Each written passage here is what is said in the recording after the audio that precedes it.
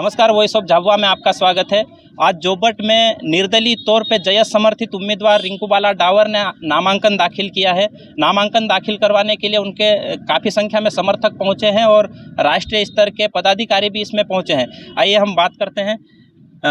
भाभी, voice of Jhabua में आपका स्वागत है। जोहार, नमस्कार। क्या लगता है आपको क्यों ज़रूरत पड़ी निर्दलीय चुनाव लड़ने की? क्योंकि मेरा समाज बहुत निचले स्तर पे जा चुका है। ये पार्टियाँ देश आज़ाद हुआ 76 साल हो चुका है, आज तक जो जनता को लाभ मिलना चाहिए था वो लाभ नहीं मिल पा रहा है। इसलिए हम जयस संगठन खड़े हुए हैं। जयस में काफ़ी बेरोजगार युवा है और उसमें चुनाव लड़ने के लिए फंड की ज़रूरत पड़ती है, उसकी व्यवस्था कैसे करोगे? उसकी व्यवस्था हम जो बेरोजगार युवा जो मेरे साथ काम करते हैं उन कार्यकर्ता जैसे गांव-गांव में चंदा करेंगे, एक-एक रुपया चंदा करके हम चुनाव लड़ेंगे और जीत हासिल करेंगे। अगर आप ये चुनाव जीतते हैं तो इस विधानसभा के लिए सबसे बड़ी उपलब्धि क्या दे पाओगे? इस विधानसभा के जो भी मैं अभी बोल रही हूँ वो सभी चीज़ें मैं दूंगी और जो सर्व समाज है हमारे साथ, सभी युवा लड़के हैं, जो बहना है, सभी से बैठक करके ही निर्णय लूँगी मैं। कल जमीन जो हम लड़े अभी जल जंगल जो 6 गांव थे, 6 गांव हम आदेश निरस्त करवाया है और हमारे बहुत सारे मुद्दे ऐसे हैं। जैसे शिक्षा की बात करो, आज जो शिक्षा है, शिक्षा में जैसे हमारे जोबट विधानसभा में आज जो स्कूल में टीचरें, सब्जेक्ट वाइज टीचरें नहीं है, स्कूलें बंद की जा रही है ये, और स्कूलों में जो बच्चे हैं बच्चों को भी छात्रवृत्ति नहीं मिल जा रही, साइकिल भी नहीं दी जा रही। और स्वास्थ्य की भी बात करें तो स्वास्थ्य विभाग में भी जो हॉस्पिटल बने हैं वहाँ डॉक्टर उपलब्ध नहीं है। और बेरोजगारी की बात करें तो बेरोजगार युवा आज जो पूरी डिग्रियाँ कंप्लीट कर के जो इंदौर पढ़ रहे हैं, मजदूरी कर रहे हैं, वो मजबूर है। और जो व्यापक परीक्षा में भी होती है तो वहाँ पे भी घोटाला हो रहा है, उसके ऊपर भी कोई कार्रवाई नहीं की जा रही है। ये मेरे मुद्दे रहेंगे। और हमारे जो जोबट विधानसभा में एक और मुद्दा है जो पलायन के लेके जो हमारे लोगों को यहाँ मजदूरी नहीं मिलती और बाहर जा रहे वो, उनके लिए भी हमको काम करना है। और मैं विधानसभा में अगर मैं जीत हासिल करूँगी तो मैं विधानसभा में डंके के चोट पे मैं लड़ाई लड़ूंगी और सर्व समाज की लड़ाई लड़ूंगी। जोहार, जय जय।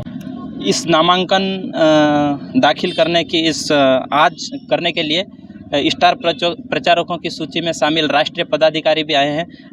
हम बात करेंगे। दादा, वॉइस ऑफ झाबुआ में आपका स्वागत है। बहुत बहुत धन्यवाद आपका। क्या लगता है आपको कितने वोटों से जीत हासिल हो सकती है यहाँ? देखिए, जीत तय करना समाज का काम है। हमने पिछले 11 सालों में समाज के लिए जो लड़ाइयाँ लड़ी है, इसमें जल जंगल ज़मीन है, जो हमारे संवैधानिक अधिकार है, बेरोज़गारों के लिए संघर्ष है, किसान के खेत के लिए पानी की व्यवस्था है। और हम ये कहें कि रोटी कपड़ा और मकान के इर्द गिर्द जितनी भी समस्याएं थी, जयस उसको लेकर के वो खड़ा हुआ है। तो अब ये समाज को तय करना है, क्योंकि ये कैंडिडेट जयस के ना होकर के आदिवासी समाज के हैं, समाज के हक और हित के लिए आगे आए हैं। तो समाज ही इनकी जीत को तय करेगा। जैसे स्थानीय मुद्दों के तौर पे हम देखते हैं तो पिछली बार सरकार ने, जो वर्तमान की बीजेपी सरकार है, सरकार ने यहाँ के जो किसान हैं, आदिवासी हैं, उनकी ज़मीनों के ऊपर खदानें अलाट की थी और इस स्टेट के बाहर से लोग आए और वो यहाँ सर्वे कर रहे थे। हमने उसके लिए आंदोलन किया, हमने उसके लिए आवाज़ उठाई, हमने आदिवासी समाज को जागृत किया है।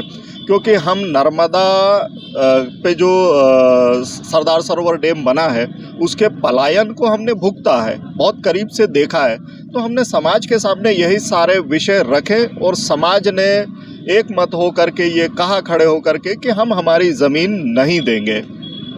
तो समाज में जो जन जागृति आई है, जो संघर्ष का भाव पैदा हुआ है, उसी संघर्ष के भाव की चिंगारी है बहन रिंकूबाला।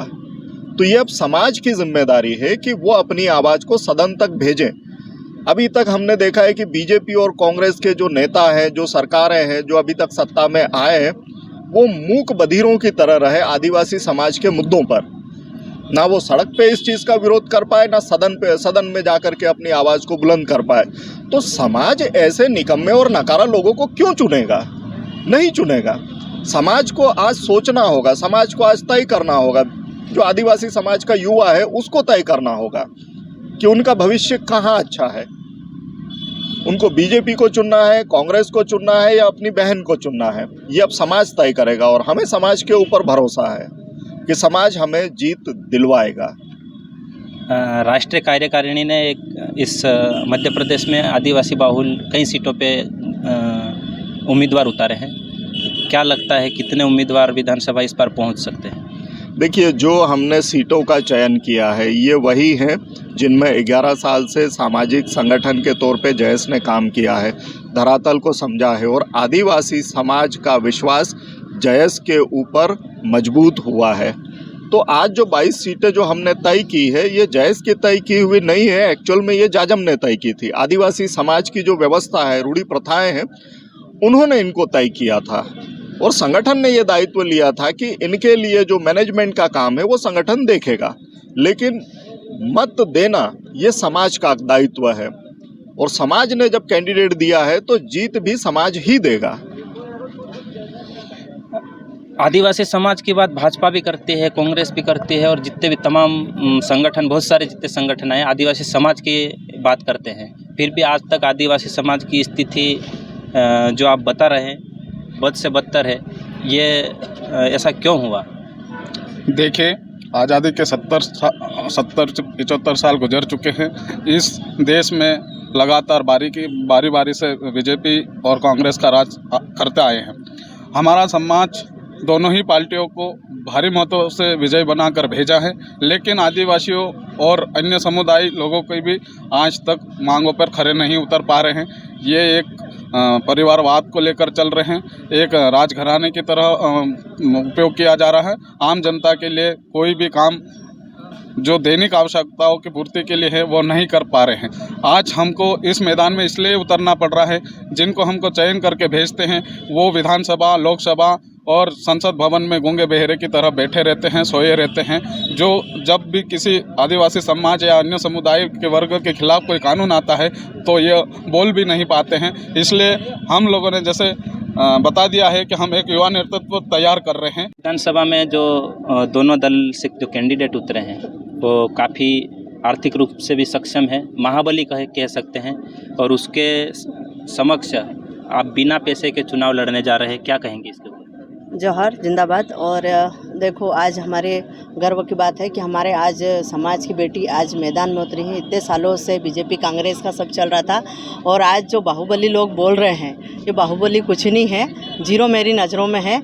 क्योंकि आदिवासी समाज ने दिन रात मेहनत करी है, मेहनत करके एक जय संगठन जो उभरा है आज युवाओं ने आज जो इतना बड़ा संघर्ष करके आज इतना बड़ा सैलाब आज खड़ा किया है, देश भर में जाना जाता है जैस, और उसी सैलाब की एक चिंगारी है, बड़े बड़े घुटने सरकार टेक दी है। ये तो हमारे क्षेत्रों में हमारी बहन आज खड़ी हुई है, तो इसको समाज ने जिम्मेदारी ली है और समाज की जिम्मेदारी समझ के आज हमारे जल जंगल ज़मीन की रक्षा, हमारे हक अधिकार की बात करने के लिए आज हमारी नारी शक्ति खड़ी है। तो हमारा पूरा समाज तन मन धन से सहयोग करने के लिए और जीत हासिल करेंगे। जयेश के पदाधिकारियों को सुना, प्रत्याशी को सुना, आप बने रहे वही सब झब्बा के साथ।